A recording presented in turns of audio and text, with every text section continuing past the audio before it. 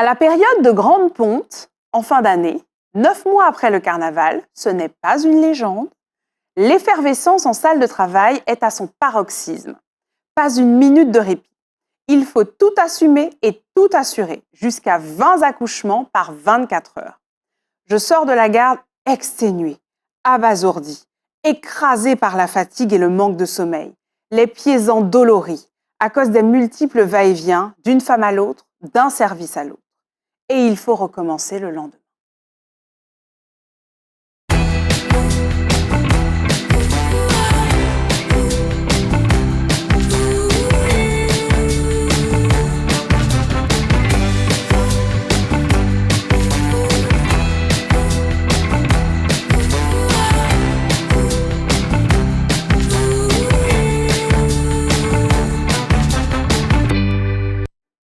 Bonsoir les Itata et bienvenue dans votre émission littéraire. Ce soir, j'accueille un professionnel de santé. Et pour vous mettre sur la piste, je vais vous lancer une petite énigme. On l'appelle sage car c'est quelqu'un dont on dit qu'il fait preuve de bon sens. Et si on accole le mot femme, vous l'aurez compris, je parle du professionnel qui accompagne les femmes avant, pendant et après l'accouchement. Ce soir, nous parlerons des coulisses de ce métier si admiré avec une professionnelle de santé qui a fait toute sa carrière en Martinique et qui vient nous le dévoiler. Bonsoir Gracienne Laurence. Bonsoir Lauriane et bonsoir Zitata. Alors, vous sortez votre ouvrage Sentinelle du premier passage aux éditions Atlantique Déchaînée. J'aimerais qu'on s'arrête sur le titre de cet ouvrage qui est un témoignage que vous nous livrez sur votre carrière de sage-femme en Martinique. Vous nous parlez de vos débuts, vous nous parlez de comment vous avez poursuivi votre carrière, avec des anecdotes, avec les moments clés aussi de votre carrière. Qu'est-ce que pour vous une sentinelle du premier passage? Pourquoi ce choix de titre? Alors, ce choix de titre, après avoir bien cherché et bien réfléchi, en tenant compte de notre mission, de notre travail, j'ai compris que c'était le mot qui convenait, sentinelle, pour parler de la sage-femme. Parce que, en tant que sage-femme, nous devons d'être présentes au moment de la naissance. Hein? Donc, nous sommes tenus d'être là. Donc, pour moi, nous sommes des sentinelles et, qui montons la garde. Et premier passage, c'est la naissance pour moi. Pour moi, c'est la naissance. Je considère qu'il y a deux passages. La naissance qui est le premier passage et puis le deuxième qui est le grand départ. Donc, pour moi, le titre, voilà, je considère qu'il est tout à fait approprié. C'est très bien trouvé, en effet. C'est vrai que quand on lit le titre, on comprend à peu près de quoi on va parler. Quel a été l'élément déclencheur de ce témoignage que vous nous livrez? Qu'est-ce qui vous a incité, après votre carrière de près de 40 ans, à poser votre témoignage sur du papier et à nous le livrer comme ça? Oui, parce que j'avais constaté qu'il y avait beaucoup d'écrits sur la profession de sage-femme, notamment par des historiennes, des anthropologues, des chercheurs.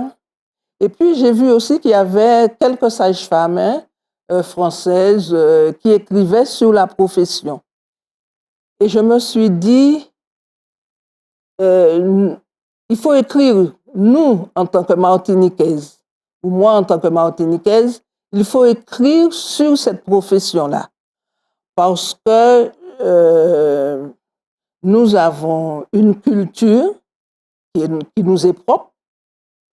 Nous avons l'accouchement se fait toujours dans un contexte socio-culturel. Nous avons une histoire. Donc, avec tous ces éléments, nous pour moi, nous devons apporter notre pierre, hein, enrichir l'histoire du monde par notre histoire. Et c'est ce qui m'a poussé, et voilà, ça a été le point de départ de ma réflexion. D'autant plus que pour revenir sur l'histoire, nous avons une histoire qui nous est propre, qui n'est pas très connue, qui n'est pas connue. C'est à nous de la faire connaître. Quand je parle de notre histoire, je parle de cette histoire, certes ancienne, qui est l'esclavage, mais c'est notre histoire. D'ailleurs, c'est notre histoire. D'ailleurs, vous l'abordez dans votre ouvrage, vous décrivez la maternité depuis le temps de l'esclavage, à travers, donc évidemment, vous vous appuyez sur des éléments historiques, et on découvre un petit peu comment ça se passait à l'époque sur l'habitation, post-traite également, et comment petit à petit, la maternité, la gestion, si on peut dire, de la maternité s'est développée. On découvre notamment le rôle de la matrone, oui, à laquelle vous consacrez un paragraphe, un chapitre entier, qui est une accoucheuse clandestine, on va dire, qui a traversé les âges. Pourquoi c'était important pour vous de faire cette évocation, cette espèce de transition entre la matrone et la sage-femme et de la mettre en lumière finalement? Oui. Donc, je vais vous répondre, mais je continue sur la première idée. Je me suis dit aussi, si nous n'écrivons pas notre histoire, les autres vont l'écrire à notre place. Et ils vont la raconter à leur manière, à travers leur prisme. Donc, voilà. Alors, pour revenir à la matrone, on la confond avec la nuit des temps. La matrone, elle apparaît sans qu'on ne sache. Pourquoi spontanément, depuis que les femmes accouchent, il y a eu cette femme appelée la matrone autour de la femme qui accouche. Certes, elle n'était pas instruite dans le temps parce que ça remonte à très loin, on ne sait même pas, c'est depuis la nuit des temps. C'est une femme généreuse qui se porte, qui va aider une autre femme. Sans être rétribuée, sans être payée, sans accepter. Absolument, voilà, absolument. Donc c'est une femme qui va aider une autre femme. Elle n'est pas rémunérée, elle n'est pas instruite, mais elle est là, elle est présente. Et elle va exister, elle va traverser des siècles et des siècles.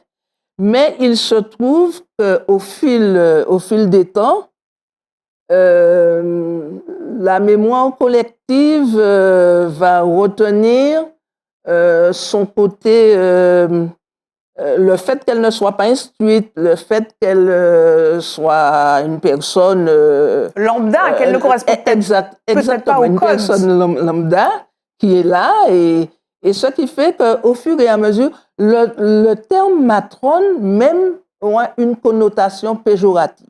Puisque c'est entouré aussi d'un petit peu de mystique, de magico-religieux, c'est un peu... Oui. Donc, il y a tout ça, tout ce que vous dites là. Et il se trouve que de ce fait, la matrone, elle sera combattue par l'Église, par les sachants, par les médecins, les chirurgiens, enfin, ceux qui ont la science. Et moi, je trouve que, je me dis bien que si la matrone n'avait pas existé, il n'y aurait pas eu de sage-femme. Il n'y aurait pas eu de médecin accoucheur. Pour moi, il faut rétablir l'image de la matrone. Même si il faut reconnaître ses limites, il faut reconnaître puisqu'elle n'a pas ce savoir scientifique, médical. Mais il faut reconnaître, c'est quand même un personnage important, une femme généreuse et qui est là et qui aide les autres femmes. Donc, c'est l'une des raisons pour laquelle j'ai tenu à lui rendre hommage, déjà, de la matrone d'une manière générale, et puis nos matrones. nos matrones en Martinique. Donc, nos matrones, elles apparaissent dès la cale du négrier, le bateau négrier, dès la traite. Vous en parlez, dès la traite. Effectivement. Dès la traite, donc elle est là. Et sur l'habitation, d'abord, elle est une esclave comme parmi tant d'autres, comme les autres esclaves. Elle est travaillée au champ, elle est fruitée, enfin tout ce que l'on sait de l'esclavage. Et ce n'est que lorsque la traite va diminuer, parce que bon, à ce moment, il y aura moins de captifs réduits en esclavage qui vont arriver sur les habitations. À ce moment, les maîtres vont comprendre qu'il faut qu'il y ait cette personne qui soit auprès des femmes qui accouchent pour pouvoir toujours maintenir et assurer le renouvellement de cette masse servile.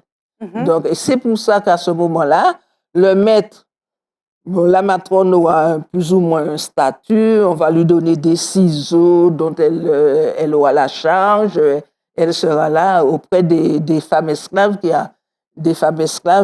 qui accouchent. Mais même si elle apparaît comme une esclave privilégiée, mais elle ne l'est pas tout à fait, parce que si un enfant, un nouveau-né venait à décéder, la matrone, elle est sanctionnée. Oui, c'est un métier à risque. Elle est c'est un statut à risque. Tout à fait. Elle n'est pas si privilégiée que ça. Et justement, dans votre témoignage, dans le récit que vous faites, on discerne un petit peu en filigrane une sorte d'analyse socio-culturelle de votre point de vue de sage-femme. Certes, vous livrez votre témoignage, mais vous faites aussi l'observatrice de la société à travers justement vos yeux de sage-femme. Pourquoi avoir adopté ce point de vue ?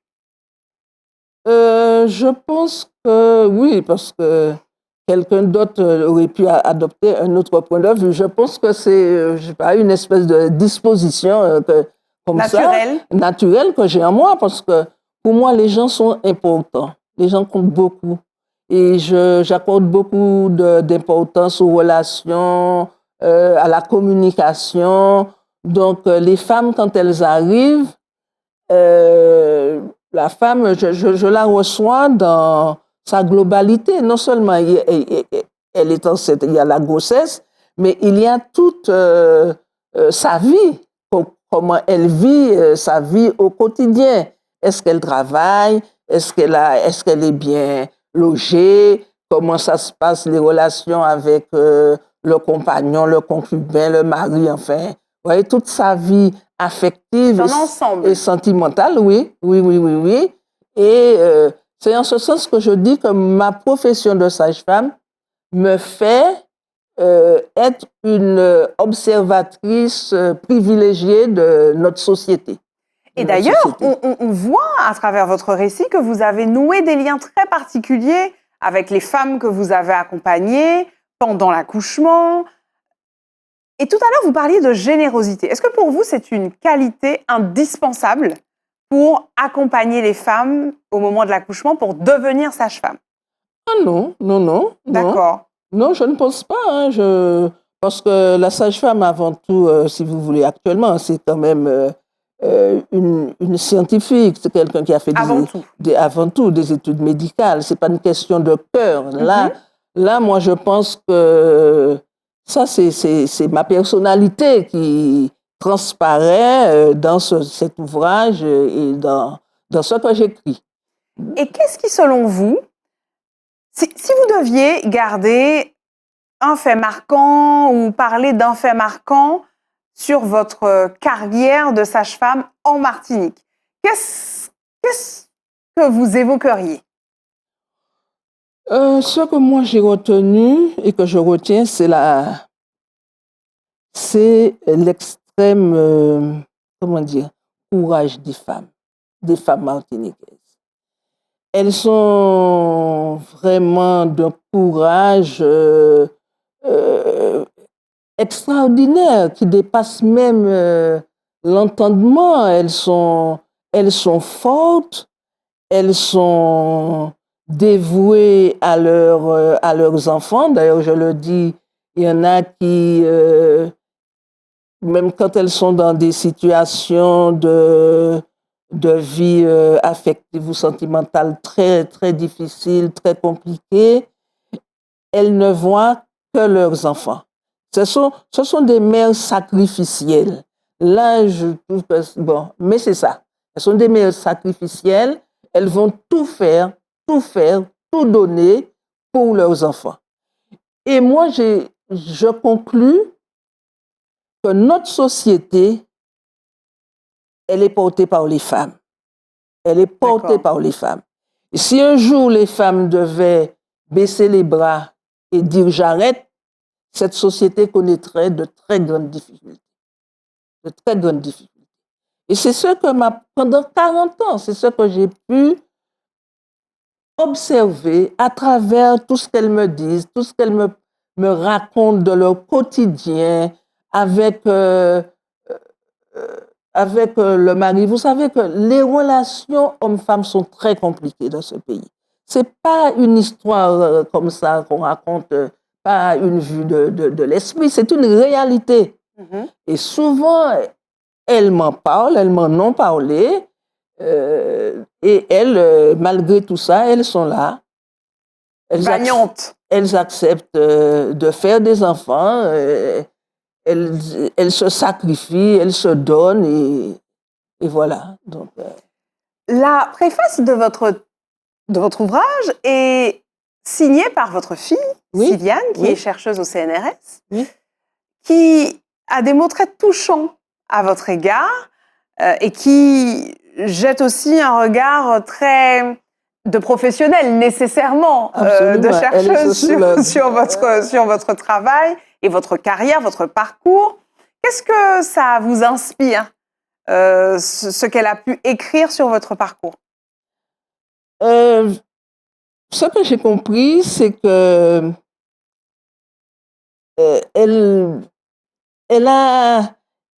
elle a bien observé,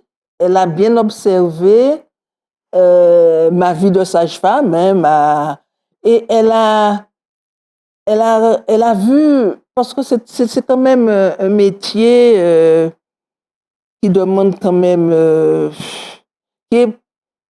qu'on arrive, il faut pouvoir concilier le métier avec le quotidien, avec la vie de tous les jours. Et quand il y a des gardes de nuit, où il faut travailler les dimanches, les jours fériés, à Noël, donc elle a bien perçu toutes les contraintes de la profession, mais en même temps, elle a retenu, si vous voulez, ce que je veux dire, la grandeur.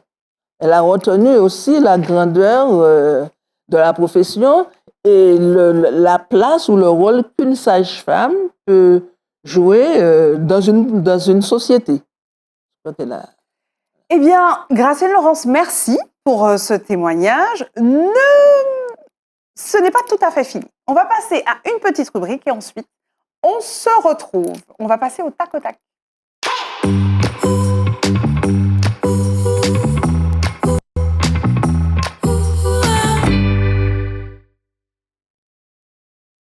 Les Itata, vous commencez à être habitués, tac au tac, des réponses simples, des questions courtes, et des réponses courtes. On y va.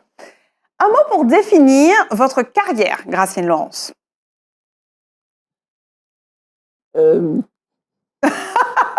Alors là, vous avez la bouche bée. Alors là, une carrière longue et bien remplie. Ah ben c'est très bien. Est-ce que vous accordez votre confiance facilement? Non. Quelle est l'image de votre fond d'écran en ce moment? C'est une image toute simple, avec de la verdure. D'accord, vous aimez la nature? Oui, oui. Petite question croustillante, on va dire. Quelqu'un qui vous est proche vous annonce qu'il a commis un meurtre. Quelle est votre réaction? Vous réagissez comment? Tout de suite, là, maintenant, sans réfléchir. Je me dis, mais c'est pas possible. Ok. C'est pas possible. Dans quel cas est-ce que vous refuseriez de serrer la main de quelqu'un? Jamais, non. Non. Ça ne vous ressemble pas? Non, non, ce n'est pas moi, non. Une situation qui vous a ému récemment?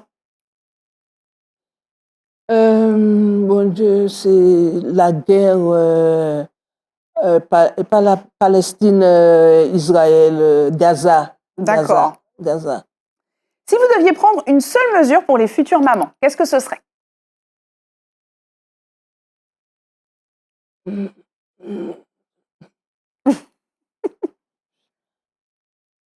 De l'accompagnement, de mesures d'accompagnement.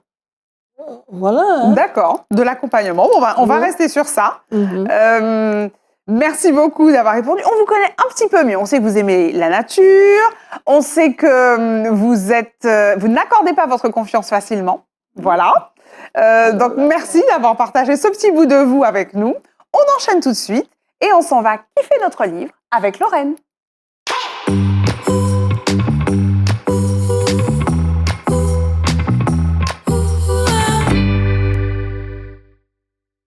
Bonjour à tous, je m'appelle Lorraine, j'ai 22 ans et aujourd'hui je viens pour vous parler du livre Eldorado de Laurent Godet. Donc à travers ce livre, nous pourrons suivre les aventures de ceux qui sont prêts à tout quitter pour une vie meilleure. Donc de migrants issus de pays en crise ou en guerre et de leur traversée en Méditerranée. Nous suivrons également l'aventure d'un officier de la marine italienne chargé de garder les côtes de la Sicile. Donc j'ai beaucoup aimé ce livre car il aborde des questions très humaines. Il nous permet de comprendre le monde qui nous entoure, mais également l'homme avec un grand H. J'aime également énormément l'auteur, Laurent Godet. J'ai déjà lu plusieurs de ses livres et il sait réellement nous plonger dans ses aventures. Donc je vous recommande cet ouvrage, n'hésitez pas. Bonne lecture. Merci Lorraine. Il faut que je réponde. Alors du coup, qu'est-ce que vous pensez, vous qui parliez de la transmission qui est importante pour vous, qu'est-ce que vous pensez de cette jeunesse qui lit? Est-ce que vous pensez qu'elle devrait lire plus? Qu'en pensez-vous, de manière générale? Je trouve que bon, j'apprécie qu'elle lien, que Lorraine, qui a 22 ans, vienne présenter son livre. Je trouve ça très bien. Et je pense qu'il faudrait que les jeunes actuels lisent un peu plus, davantage, parce que je me souviens quand j'étais jeune, au lycée, même dès le collège, je lisais énormément. J'ai lu beaucoup de la littérature française à l'époque, tous les grands auteurs, Maupassant, Flaubert, j'en passais les meilleurs. Vraiment, je lisais, et il faudrait que les jeunes lisent davantage. Et selon vous, la littérature apporte quoi? Ça vous a apporté quoi? De l'enrichissement, de l'évasion, du rêve, voilà. Okay. Merci encore à toi, Lorraine. Merci. Et du coup, j'ai envie de vous demander, parce que là, vous signez un témoignage qui est le premier d'une sage-femme martiniquaise qui revient sur son parcours, qui revient aussi sur les évolutions de l'obstétrique en Martinique. S'il y a un message que vous aimeriez délivrer aux futures mamans ou aux jeunes mamans, ce serait quoi? Alors, aux jeunes mamans, ce que je voudrais leur dire, d'ailleurs je le dis dans le livre, il faut absolument qu'elles se fassent préparer pour l'accouchement. Je pense que aborder l'événement comme ça, sans aucune préparation, n'est pas